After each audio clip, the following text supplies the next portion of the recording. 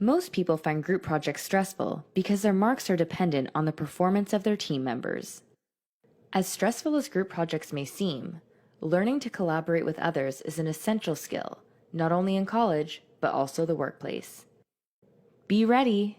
Employers are likely to ask you questions about your ability to work in teams during the interview process. So instead of dreading that upcoming group project, let's look at how we can turn this from a negative to a positive. The two key elements of effective teamwork are excellent communication skills and detailed planning. How can your team improve their communication skills? Listening to each other's needs. Each member should express what they need from the other team members to create a positive and productive work experience. Creating and committing to group guidelines and holding each other and yourself accountable. Being aware of your own style and how you communicate in the group, including the words you use, the tone of your voice, and body language. Being positive and supportive, seeking to understand each other instead of judging or jumping to conclusions. Communicating through conflict. Conflict is a natural part of a team process and should not be avoided. Take the time to understand each other's perspectives.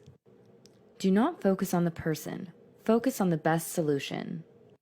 If you cannot resolve the issue, speak to your professor or contact Peer Connect.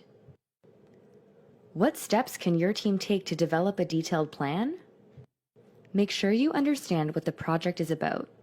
Ask for help from the professor if you don't. Create a detailed work plan with a timeline. Who will do what and by when? Work backwards from the due date and make it as detailed as possible. Create a plan for how the group will communicate.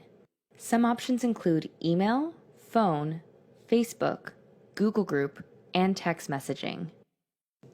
Establish a meeting schedule. How often will you meet and where?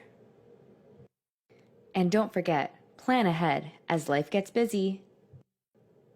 It takes time and work to become a high-performing team.